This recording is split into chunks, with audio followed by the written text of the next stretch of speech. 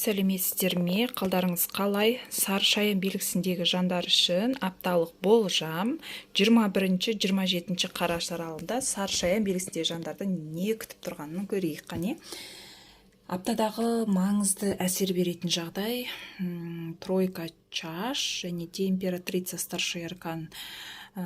Бұл апта сіз үшін өте бір керемет апта болады десем де болады. Бір жақсы дем алып, қыдырып, қонаққа барып, серуендейтін уақыт.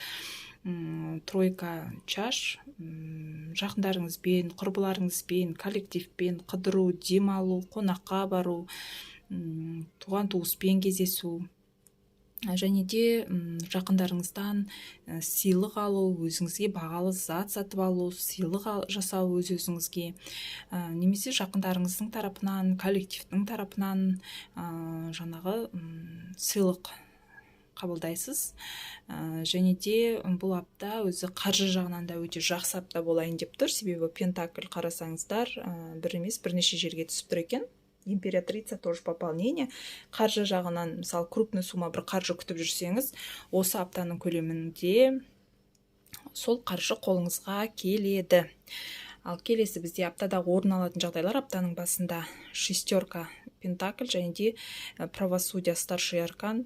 Қаржыға байланысты бір мәселелер шешілмей жүрсе, осы аптаның басында бір жақсы жаңалық естисіз. Енді толық қанды аптаның басында шешіліп кетеді деп айта алмаймын, бірақ жақсы жаңалық естисіз қаржыға байланысты.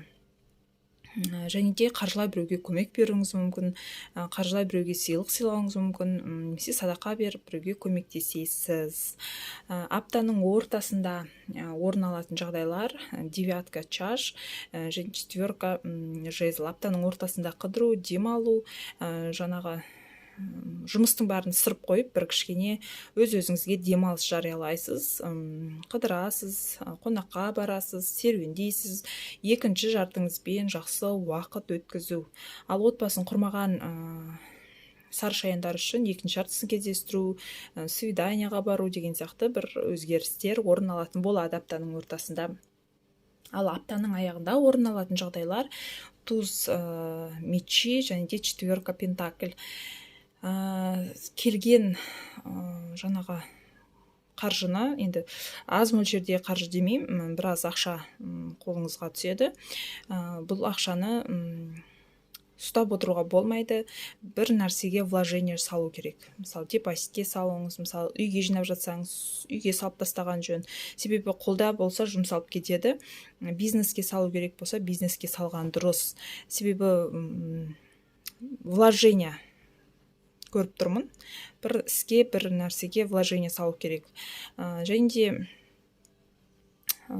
жаңа өз-өзіңізден қаржыны аямаған дұрыс. Жадыншт етіп, жаңағы ұстап отырып қалмау керек. Вложение салу керек, садақаға көбірек беру керек бұл аптаның көлемінде. Келесі туз пентаклей, қаржыға байланысты жақсы жаңалықтар естисіз, қаржыға байланысты бір үлкен мәселеңіз шешіледі, және де вложение салу керек тағы да. Бұл аптаға берілетін сізге кеңес. Жаңағы қаржы бар, яғни вложение салсам бола ма, болмай ма деген сияқты ішкі қорқыныштар болып, ақшаны ұстап қалтаңызға басып отырудың қажеті жоқ. Олдан сізге түк пайда жоқ. Вложение салу керек. Мысалы, бизнесте болсаңыз, бизнесіңізге салу жүру керек. Үйге депозитке деп жинап жатсаңыз, соған салу керек. Немесе біреу жаңа ұсыныс тастауы мүмкін. Осындай іс бастап көрейік, жасап көрейік деп. Яғни бірлесіп вложение салуға, немесе өзіңіз жалғыз вложение салып, жасап көруге болады.